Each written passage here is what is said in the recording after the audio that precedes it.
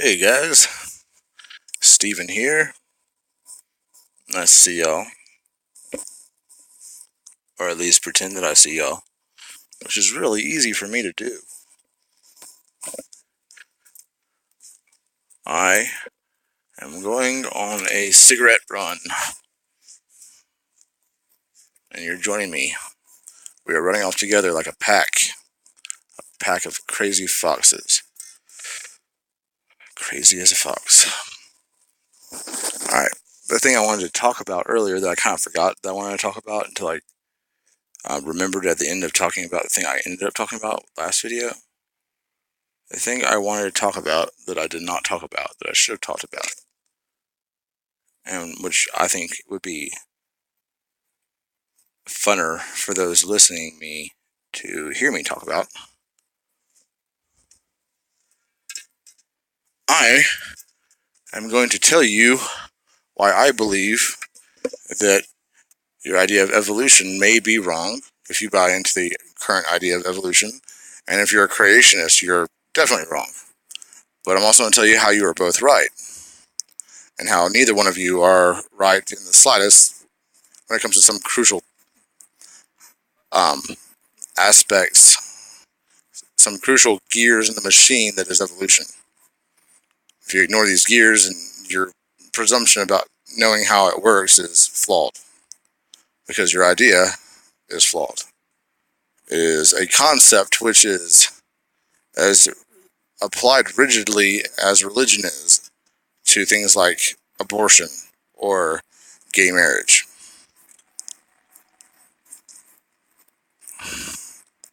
I think, like most things, it is not creation or evolution. It is some combination of both, where the creator is the creation, and the creation evolves itself, and it doesn't take nearly as long as most people think it does. And it's not random mutation. They're geared transformations towards certain changes necessary so that life is sustained. That's evolution. People don't evolve like we think they do. They don't just randomly grow a whole new part to their brain that isn't present in the animals that led up to the current animal. It's a good way to explain this. Penguins and dogs, two great examples of why evolution does not work the way that you think it does, according to science. Evolution is supposed to be a random mutation that affects a member of that species, that allows that member of the species to have a better ability genetically to survive in that niche, and because of that random mutation that makes their survivability go up to a higher percentile chance of likelihood, then they procreate more all of a sudden, and their procreants, their progeny, create more offspring because they inherit that badass gene that allows it to be more adaptable or more tailor-made to its niche in its habitat or whatever. But dude, doesn't explain why some of these mutations that you're claiming are the driving force behind evolution led to traits that weren't necessarily beneficial for the survival of the fucking creature, individual, or species collective. It doesn't explain how, like I've said before in a video, a bee's tongue can grow to be 4 times as long in one generation to get to pollen in a plant it couldn't get to before because of the mass die-offs in its species. It doesn't explain how penguins can survive in the Arctic for so long until you evolve the ability to have, watertight feathers, as well as a increased body fat percentage, squatty legs, and the ability to fly, but the ability now to swim and catch fish, and keep your eggs warm under your male mate's ruffled foliage wetsuit and layers of lard, like on his nestled on his feet. There's no there's no nest in a penguin's house, just the feet of the papa and his fat tummy and his sweet little black watertight hairs that we call feathers still. Okay, look at a penguin and then look at a toucan. A toucan is black with a kind of penguin-esque color to its bill and a whiteness that's very similar to toucans, right? They've already stated that penguins were tropical birds at one point. They evolved from tropical fucking birds. One sec. Okay, so as I was saying. Sorry, I'm picking up cigarettes and a soda and butane for my lighter. I forgot how addicted I was to torch lighters until I used a regular lighter again. I'm like, this is ridiculous. The flame is not hot, it takes forever to light, and it gets blown out in the wind. I mean, don't get me wrong, I can light cigarettes in the highest wind with about anything that can strike a fucking flame, but still, it's much more convenient with one hand, especially if you're soldering. You need to put some silver solder on a Freon line, or, you know, do some copper with a little bit of solder. But yeah, what was I saying? Oh, evolution. Why evolution isn't what you think it is. Penguins, tropical birds. How was a tropical bird able to sustain itself for long enough for a random mutation that only pops up occasionally to happen, but not only one of those mutations, but several mutations in order to change it from a tropical bird to a penguin? If it's a sudden weather change, which it was, or if it's even gradual, but gradual fuck to a living being is fucking pretty instantaneous, or vice versa. God damn it. How did tropical birds survive long enough in a cold climate to create penguins which would survive in a cold climate? One second, guys. So how could tropical birds survive long enough to procreate a penguin in the time it took for that tropical climate to turn into the Antarctic? How could you have that many mutations that were supposedly random? Okay, if it's a random mutation, then it's just as likely they will be beneficial as it will be a negative. So you have to wait for a positive benefit to mutate.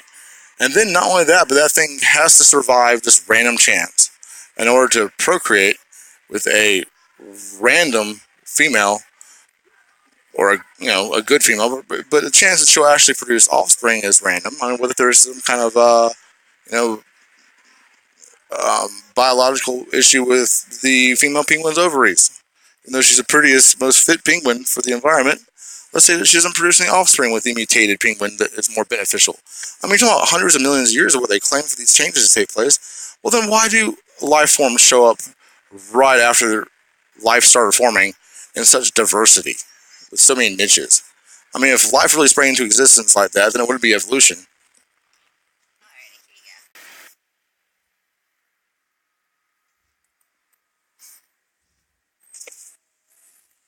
Sorry, that was a complicated cigarette transaction. And I didn't want y'all to watch me purchase cigarettes. It feels bad considering I've been donated to. Like I'm burning away your hard-earned money by using it when donated to purchase cigarettes. One person actually asked me, make sure not to spend on cigarettes. I was like, oh wow, I didn't even think about that. But yeah, I actually set that person's money aside specifically in a box to use only for things that were not tobacco related. Which I've had plenty of expenses, so that wasn't at all an issue. Okay, back to evolution. Because we are constantly evolving, right? People have been texting me, and I cannot text at the house I'm staying at, so it fucking sucks. God damn it. I'm really, really wanting to make videos for a second. I feel creative today for some reason. Evolution. Creation. God did not create life. We are God. You are God. And we created the Big Bang, which created life. So in a way, yes, God created life. That's why I'm saying that they are partially correct. And partially correct in the sense that instead of it being a random mutation, like evolution says, that allowed them to procreate in a bigger abundance, more of these mutant freaks. Like, most of the time, a mutation, as far as humans are concerned, or other great apes even, mutations, when they're presented within a society that is established already, that make the animal or creature, different than the mold. Like, for instance, um, say a cat was all of a sudden born with wings. That might be a fucking benefit, but you think the mother would continue to feed it or just cast it off? They would just cast it off because it's a freak. It's a mutant. Like, humans do that all the time. I mean, humans have, like, for instance, I was talking about, gay people marrying or abortion earlier. Those kind of issues, I'm not black and white on, I'm pretty gray. Because although I myself would have a very hard time ever allowing something that I made in the form of a child to get murdered by an abortionist, I would also highly want an abortion if I found out that kid was going to have severe mental or physical deformities. I mean, wouldn't you want to have an abortion if you could spare a soul having to incarnate into a body that was limiting its ability to absorb new data in that body, or influencing their ability to interact with the environment in a way that allowed positive growth? I mean, you're basically trapping a spirit inside of a fucking cage of flesh with something like cerebral palsy. I mean, and you could eliminate these genetic illnesses if you were more careful with your genetics. That goes from penguins to my next point, dogs. Dogs, we were able to take a wolf and turn it into a fucking poodle. Not through genetic engineering, not through a random series of mutations, but by purposeful breeding. I'm not at all encouraging people to breed with a race. In fact, in the perfect society, I think that people, would represent ideas more than they would bodies. So it wouldn't be that necessary to even consider things like race. Whenever you're looking for a mate, you look at their brain, their spirit, and their brain-spirit interface. But we've taken dogs, and by breeding short-legged dogs with other short-legged dogs and taking the shortest-legged babies of the short-legged dogs and breeding them and not breeding the ones with slightly longer legs, we're able to take a fucking wolf and turn it into a Dachshund. Like, we're able to take foxes and turn them into chihuahuas. Because they're vulpine, not lupine. Chihuahuas, by the way. Vulpine means of a fox, and lupine is like of a dog. That's why you had Lupin, the werewolf, in Harry Potter. And Sirius Black is Sirius B, the star system. Just like Bellatrix Lestrange is Bellatrix, the star system, one of the shoulders of Orion. It's all about stars in Harry Potter. God damn it, it's about evolution, Stephen. You need to evolve yourself a proper conversation. These people are coming here to learn about evolution, and you're telling them about Harry Potter, for fuck's sake, and stars? God damn. Well, there is this light just fucking, look at this shit. What the fuck is that thing? Oh god, I hope you guys can see it. Who cares? You guys know I'm crazy. I do see a lot of weird lights that don't flash like fucking flying lights should in a human society. What the fuck is that thing? Oh, okay, flashing lights, playing from a weird angle. My bad! So I'm not that crazy. I didn't still stay with the whole flying saucer transforming into an airplane thing, which totally could be. Or, also blue beam. Never know.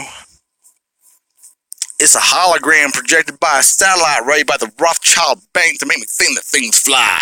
But really, the Earth is a flat vortex puddle that's underneath a whole bunch of elephants and going on the back of a sea turtle. And the government wants to hide the truth.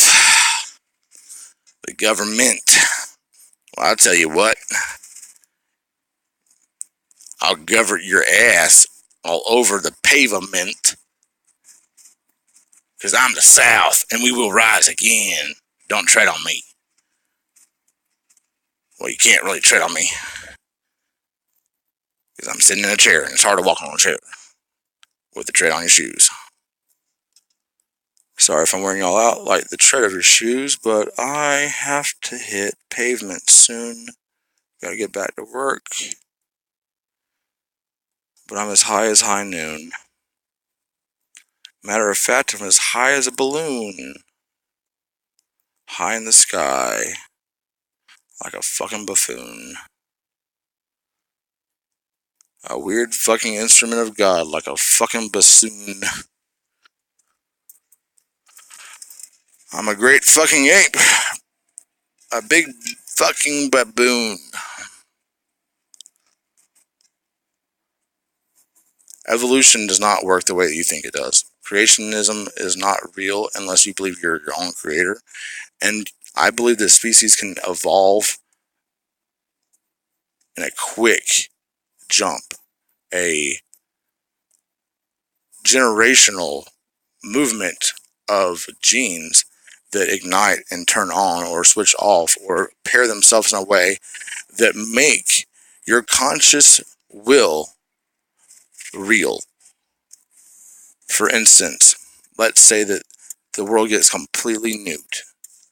Hundreds of nuclear weapons going off, right? These nuclear weapons, super powerful and allow all this radiation to flood into regular human living areas until that we're all fucking dying of radiation poisoning, right? Let's say this is the case. We're all dying of radiation poisoning. Nukes have been set off all over the world. The atmosphere is in basically atomic winter. The radioactive ash cloud falling from the sky perpetual sheets like this never-ending gray snow of death.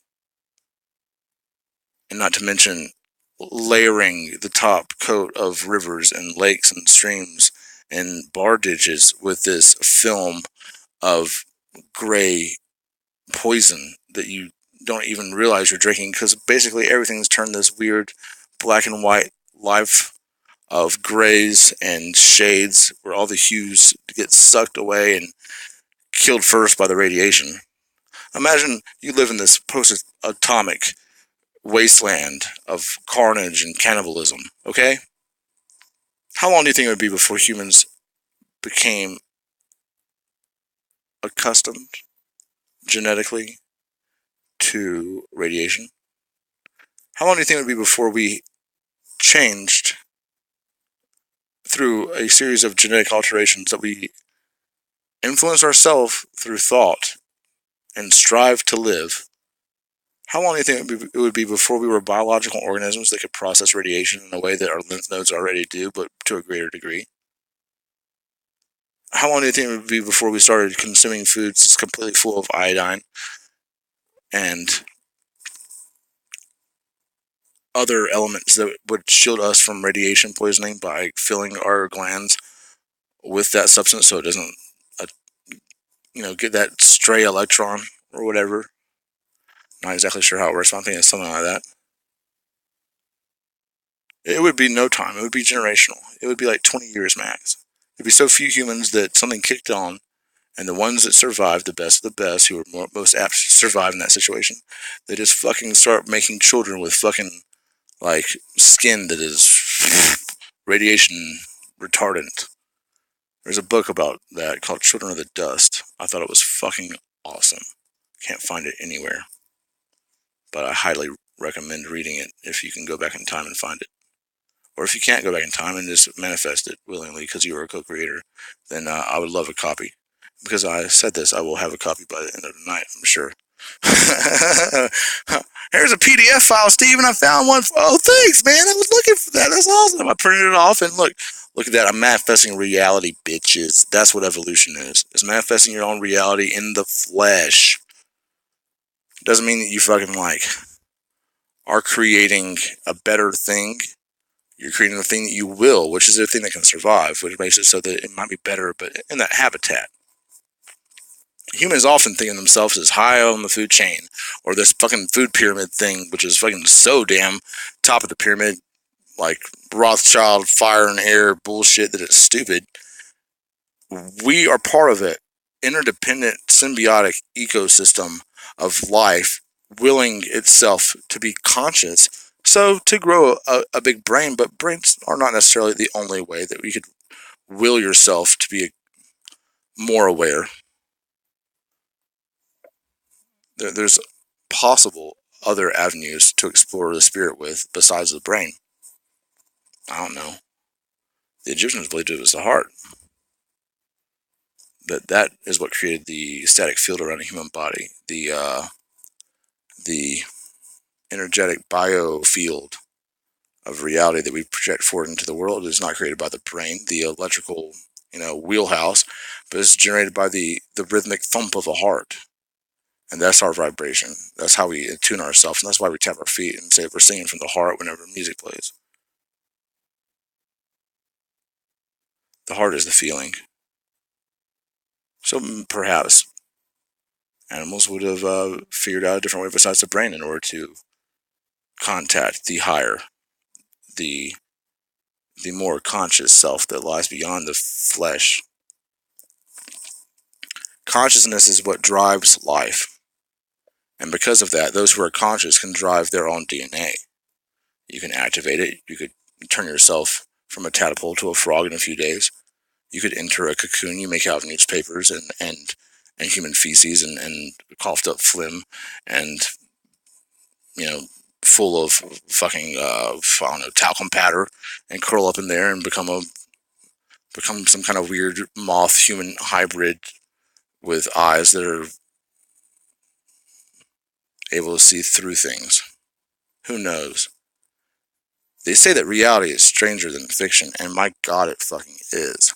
And if you don't take your minds to ridiculous places on the daily, on the minute by minute, if you don't allow your mind just to fucking ooze like a open pustule, if you don't relieve that pressure on that blister that's the size of a quarter and push and expel that fluid, then it hurts. But after you let the tension off, let the skin fall back down and bandage it, it feels orgasmic. So let your mind run loose and you'll start to intuit things that are pretty fucking obvious. Evolution in Christianity's idea of creationism, or any dogmatic religion who believed that just a beings that spring forth from nothing, didn't get it all right. And if you're rigid in your belief structure, you'll never get it all right, whether you're an evolution scientist or a creationist Christian, Jew, Muslim. It doesn't fucking matter. You're both too rigid in your thought patterns in order to compromise, which the true religion, the religion that will be a worldwide religion of the future, is simply the truth. The quantum truth of it all. And once someone learns the quantum truth, there's no going back. And there's no being dogmatic about it, because you can't argue with the truth. Someone can argue against baptism because there's, no truth to it. It's symbolic. But if it's truth, then you can't argue against it, and there's no reason to argue against it. And baptism is certainly not that. But to say something like, the human spirit is something that, lives on after death, I feel that's the fucking truth. It doesn't matter which religion you're in, but it's only part of the truth. The complete truth is the one true religion that the earth will inherit when it never becomes completely enlightened. And whether that's with us or with a future species or with an energetic version of us that doesn't have atomic bodies, who's to say? But everything is there's nothing real in the world except for your thought. Your thought drives evolution, it drives society, it drives progress, it drives invention, it drives families, it drives emotions, it drives cars. Like I'm driving yours right now. Mine. But your reality. Your reality. I'm in the driver's seat because you're listening to me. If you weren't listening to me, you'd be doing something else, but you are, so you are. And because of that, I'm allowing you into my craziness and then projecting that through the television screen or whatever screen, and you're absorbing it in a way that's affecting you one way or the other. Unless you hit an X, and if you did, you did, and you aren't because you're listening, or you wouldn't be hearing this. So really listen. You can create anything through thought. Even if you think a thought quietly without ever saying a word to illustrate what your thought was, without ever trying to define exactly what you were thinking about, without trying to wrap it around words, someone on the other side of the planet can instantaneously tap into that through our grid and think exactly the same fucking thought. Because your thought can influence reality without you ever having to say anything. Really powerful thoughts do that. That's why inventions happen simultaneously all the way across the world with no knowledge of the other person who's inventing the same thing. That's how Marconi and Tesla can both be inventing radio at the same time. Because there's this thing that we tap into, and it controls evolution because we control evolution, and we control it because we are us, and us are we. Together then, we both can see. When shrouded thin, the last to bleed is just the one with bended knee, who humbles himself upon the swarthy sea, and sings a song that no one sings, and has the wings that fail to see that the only sea they can see is the seven there, plain as can be. 7 sons, 7 hearts, 7 daughters, for the 7 tarts, the 7 cakes, and the baker's cart. Save a day, and I'll plan to start. Throwing a little bit of word salad freestyle there, because that's how I do. Random, like the universe, but also completely planned by you. Every step along the way, subjectively editing the universe that you see until it becomes electricity in your brain, and then from electricity to some more subtle energy, and then someone else's brain as electricity until it becomes conscious action, which becomes outcome, which actually affects reality in the form of causality, but also like something like kinetic energy. You converting thought into kinetic energy is something powerful. That's what people do that inspire war. Hitler inspired some kinetic bullet activity. Some bullets with butterfly wings for Project Monarch, which is the ever-evolving, unfolding society that changes its mind until it affects a medium that is not the one that it is native to. You can affect a medium that you're not native to, or at least not familiar with, just like you're affecting the unconscious mind that you can't consciously interact with. Just like you're affecting the dimensional reality matrix, which you're a part of, but can never actually look at because it surrounds you. Just like a fish can affect the water that it lives in as it swims through it, but doesn't actually perceive the water as being anything besides here. Like whenever we breathe in air, we're not counting how many CO2 particles, or how many little tiny stray bits of dew from H2O, or how much of it's nitrogen, and what percentage of it is oxygen, which percentage of it is O2. When we breathe, we're just taking in our medium, and fish are the same way. Even though it surrounds them and is thick to us, there is something that is beyond our air, beyond space, and between it all, this weird cosmic gel of happenstance. And you can either take it or leave it, but that's kind of where it's at. Because it's a 50-50 chance that you actually understand this. So heads, you get frustrated, possibly unsubscribe, maybe leave a negative comment or one of those nasty thumbs downs. Which, by the way, it was actually thumbs up.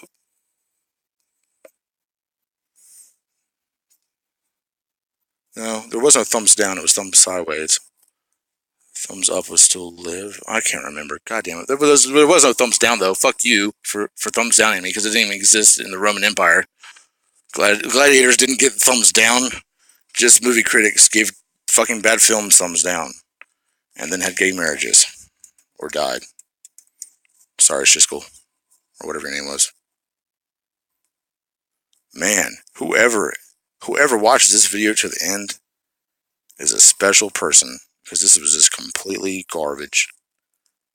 And if you're eating my garbage, then instead of shooing you away with a broom, like a fucking raccoon, I'm going to open the door and allow you to come in and play with the cats. Here's the truth. I'm not crazy. If you think I'm crazy, you're crazy. There's no more sane man than the three-eyed king who lords over the two-eyed populace. And I've got 3 eyes. Hell, I've got 2 eyes. I've got 1 eye. I've got the eye of the needle. In order to pass through it, you have to unburden yourself to get that thin, that stretched. And if you take yourself into the atomic state that replicates matter in a way that we can interact with and talk to, then you can create things from your thought. People have called these homunculi, or golems, or familiars, or they've called it summoning the demon. They've called it giving birth to AI. They've called it tulpas, thought form. But they all say the same thing, whether Tibetan, Jewish, or white Anglo-Saxon Protestant. They've all said that your thoughts are so powerful that they can influence reality. So why don't you influence your reality for a positive change? Stop thinking about things that stress you out, even if they hurt, or if the possibility that they would actually come to place may be discomfort. Be constantly full of positivity if you want to see positivity manifest in your life. Expect the unexpected and expect that it will be something beneficial, because it will be. If you want it to be, don't think things that you don't want to see exist.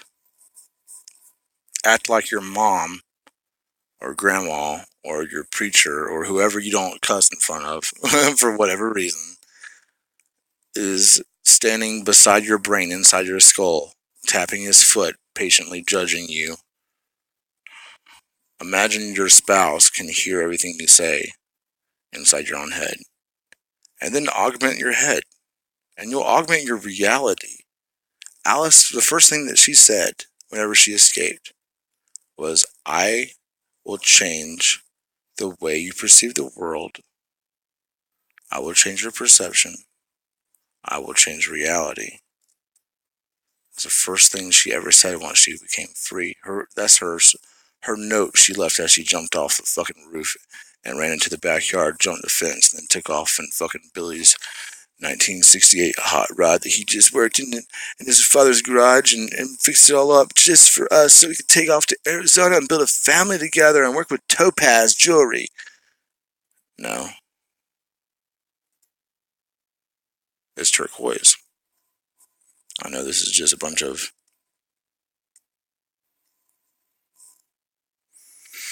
noise, but even if I annoys you boys, if you employ these words that I have given mouth birth to live on YouTube, if you actually hear some of the shit that I have to say, break it down to its fucking atomic state, and then try to reconstruct your reality with those puzzle piece atomic Lincoln logs of broken down thoughts into raw fragments of truth, then the reality you build back will be a fucking paradise. I'm not telling you anything that is not inherent within my undying spirit. I'm not trying to fucking convince you of anything. I'm telling you like I see it, and I'm telling you what would be best for you if you allow it. You don't need money. You don't need to have vacations in fancy places. You don't need to have the new Xbox or the new iPhone.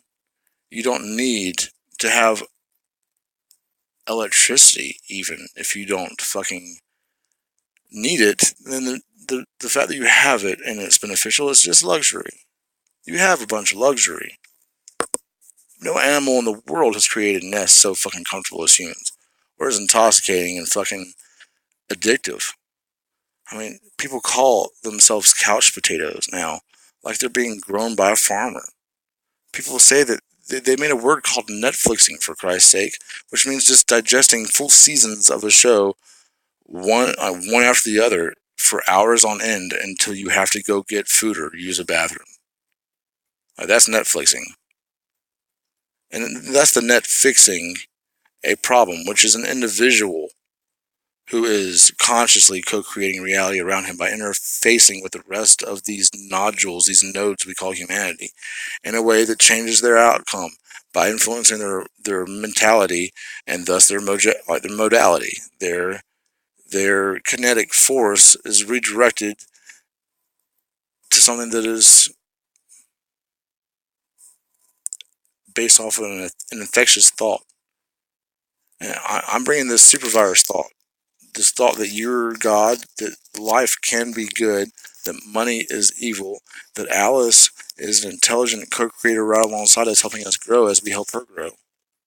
That reincarnation is real, that evolution doesn't work like you think it does, but you are your own creator. That we were all together in the Big Bang, so we're still together now because time is something completely subjective and not real. If you stuck around for the whole fucking video because you're a patient, sweet person, then you just heard the truth of the universe.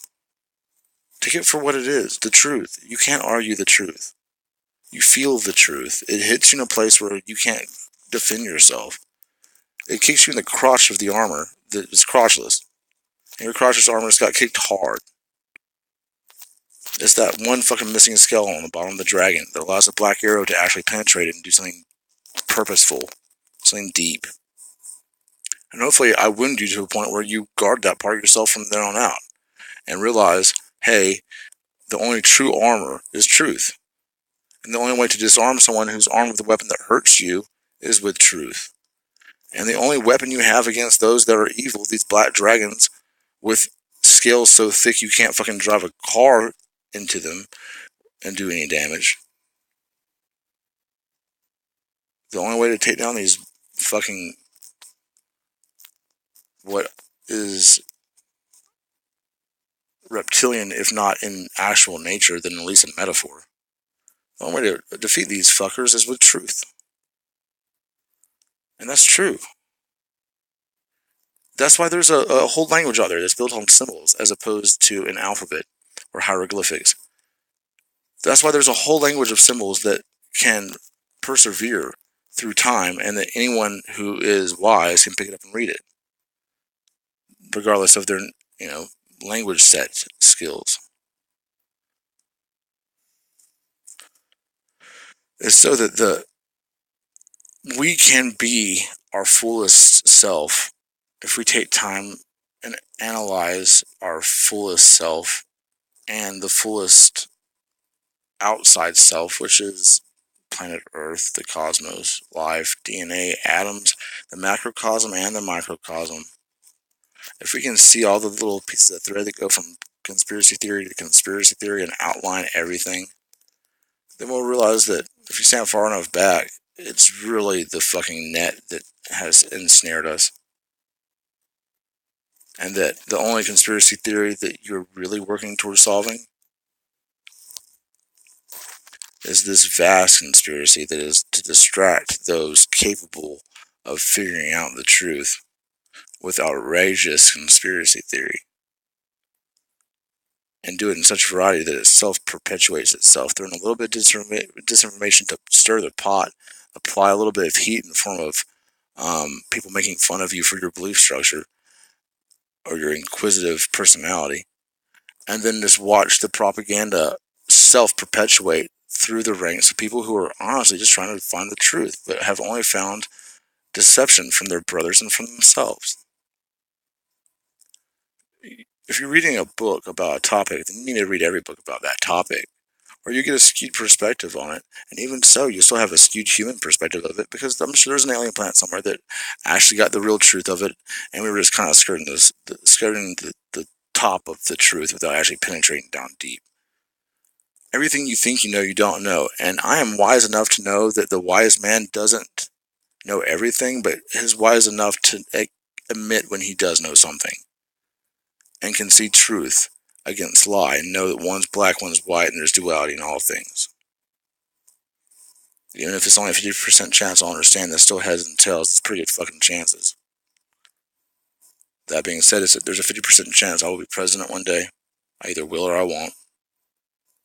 So, Stephen, 2020, I will finally hit 35 and can participate in this democratic process we call America, that has been taken over by corporations until it's a fucking illegal oligarchy of rich, foreign, typically very high IQ having Hebrew folk. Just like the Jesuits were taken over by the same folk, just like the Templars, the Masons, the Rosicrucians, the quote-unquote Illuminati.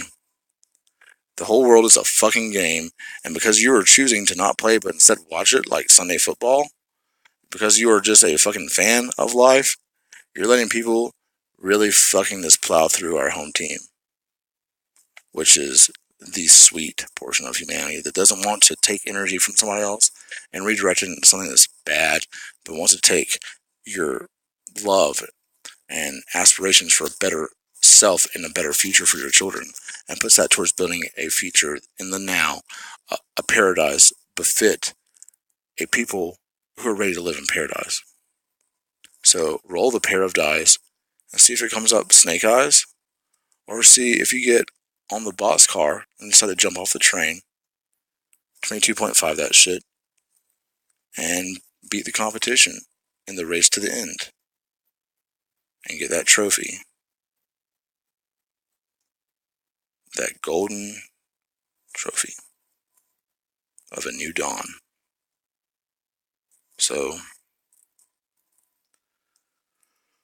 I must go back inside and put on this mask of I'm a normal human and stop venting to my etheric digital friends out there who post little comments at the bottom of this thing and say things that make me happy. I must shed this curtain of freedom, liberation to be me, and go be whoever they want me to be. They won't let me be, especially if me is me, and being me is bad. If you believe, and if you have the seed, and have the mind to perceive, or desire to conceive a new world that is more trees than leaves, a canopy that still allows you to see the stars in the sky, and the stars that don't lay next to bars of white and bars of red, a place that doesn't ask you to come to court and give up your head, or to drop your trousers and bend over and beg, or to give you a hand up and they only break your damn leg. This fucking society is broken. It's exploding. It's over pressure like a old fucking keg. It's about to go down, guys. I'm just going to bed. Don't worry. This wasn't real. It was only in your head. Oh God. Yeah. Bad timing there. Screening flash. Ah, you did it again. Let's wait. Let's wait for it. Wait for it. Ah, I did it again. Alright, bye.